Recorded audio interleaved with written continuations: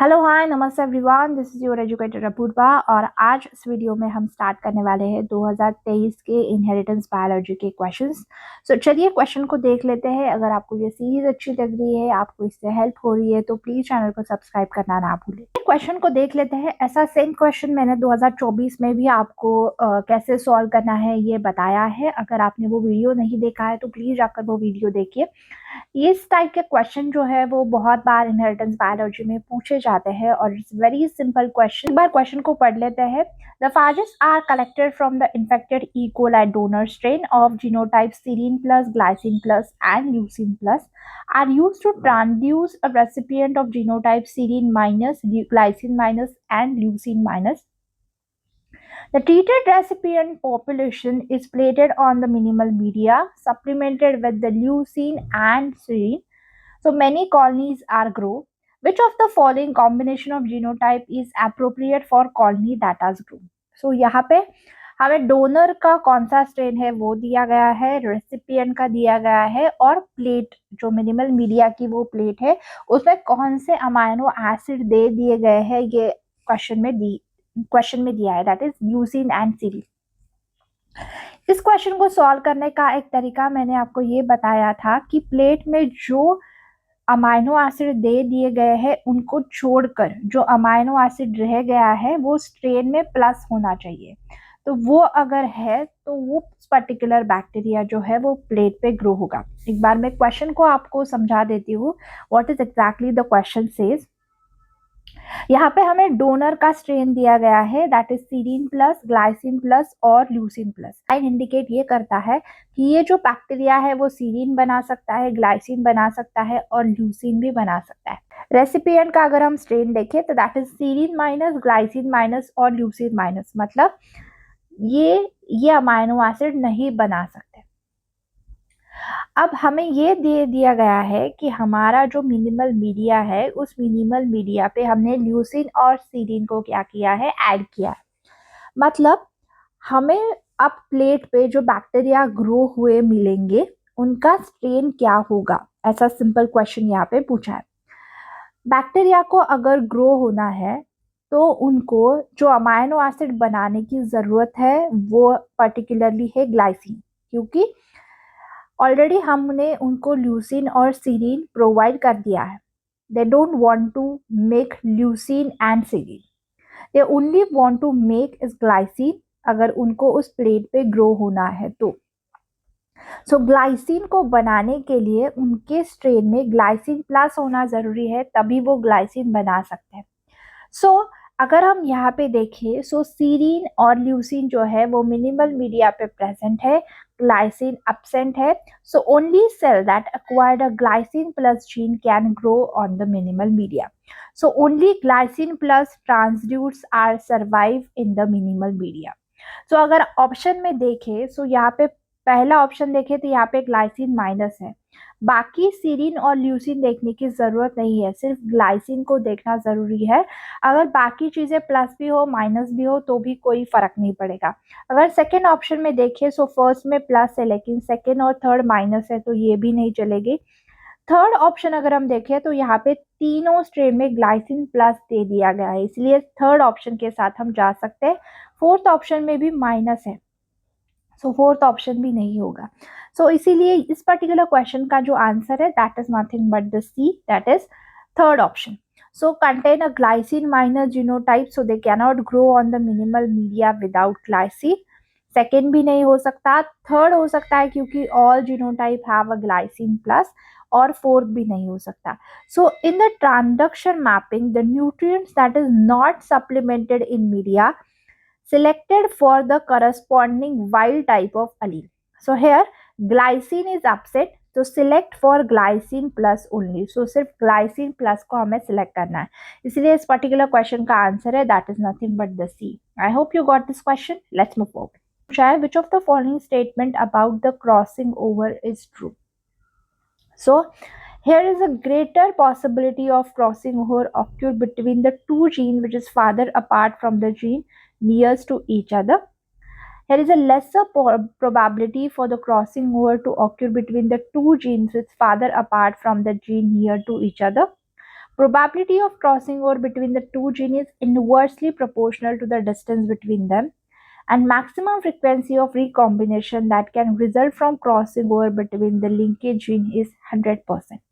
सो पिछले वीडियो में भी मैंने आपको ये बताया था कि क्रॉसिंग ओवर मतलब रिकॉम्बिनेशन की पॉसिबिलिटी जो होती है वो सिर्फ 50% होती है, क्योंकि 50% पैरेंटल जीन होंगे और 50% जो होंगे वो क्या होंगे, रिकॉम्बिनेंट जीन होंगे. So maximum frequency of recombination between the linkage gene is 50%, not 100%. सो यहाँ पे लास्ट ऑप्शन यहाँ से निकल जाता है. पहली चीज, what is exactly the crossing over and what is exactly the link gene. Link gene मतलब ऐसे जीन जो एक दूसरे के साथ प्रेजेंट होते हैं उसे हम कहते हैं link gene.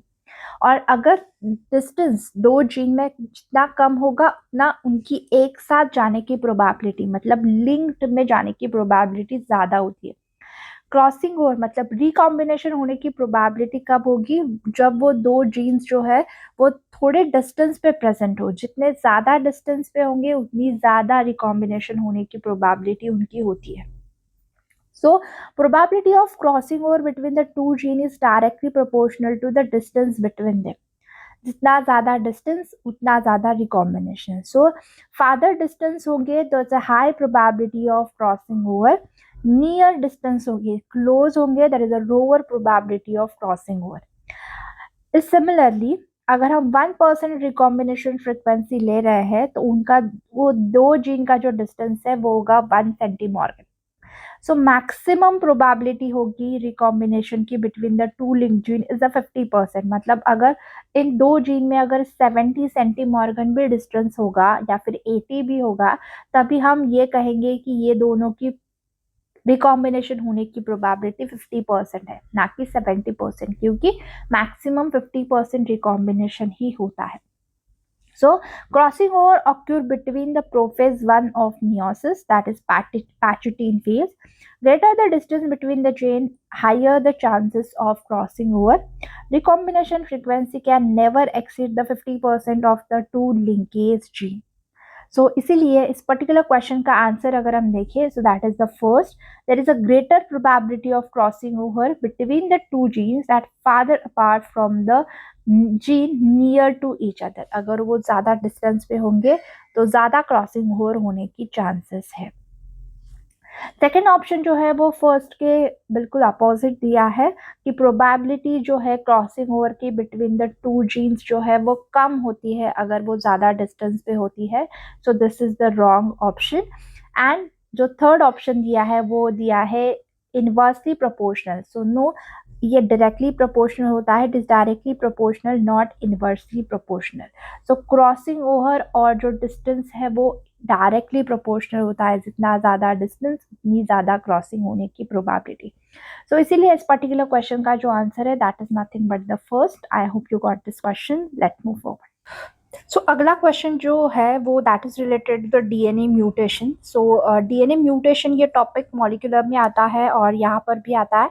So let's see the question what are saying. So which of the following is not a DNA depurinating agent. So नीचे दिए गए ऑप्शन में से कौन सा डीएनए डीप्यूरिनेटिंग एजेंट नहीं है.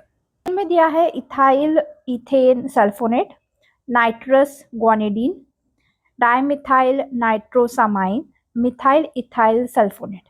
सो पहली चीज तो ये है what is exactly the depurination. So depurination का मतलब है removal of purine base.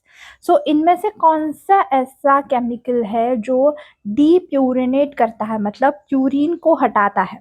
So purine का मतलब एनीथिंग एडेनिन और guanine, this are two the purines.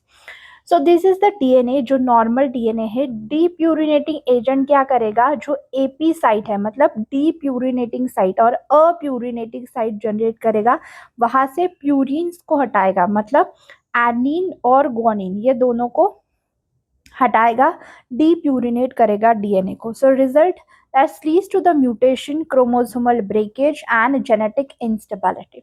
So common depurinating agent जो है that is the nitrosoguanidinium, dimethyl nitrosamine and methyl ethane sulfonate. ये तीन जो है वो depurinating agent है. क्वेश्चन में ये पूछा है कि कौन सा डीप्यूरिनेटिंग एजेंट नहीं है, not the DNA depurinating agent. Question का जो आंसर है that is nothing but ethyl ethane sulphonate. This is not the depurinating agent, so this is an alkylating agent which cause the point mutation.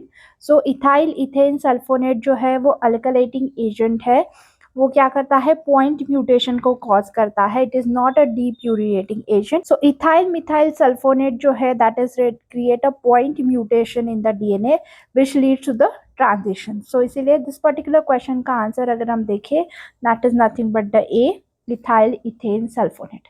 I hope you got this question. Let's move forward. Translocation in Philadelphia chromosomes किस में होता है, ऐसा question पूछा है, और उनमें से क्या लीड होता है, that's related to question. It is option में दिया है 19 to 21 chromosome region exchange, 9 to 21 chromosome region exchange lead to the production of black urine and leads to the chronic myelogenic leukaemia. फिर जो क्रोमोसोम है, अगर normal chromosome देखें 9 और 22, सो 9 and 22 chromosome में रेसिप्रोकल ट्रांसलोकेशन होता है और फिलाडेल्फिया क्रोमोसोम का फॉर्मेशन होता है।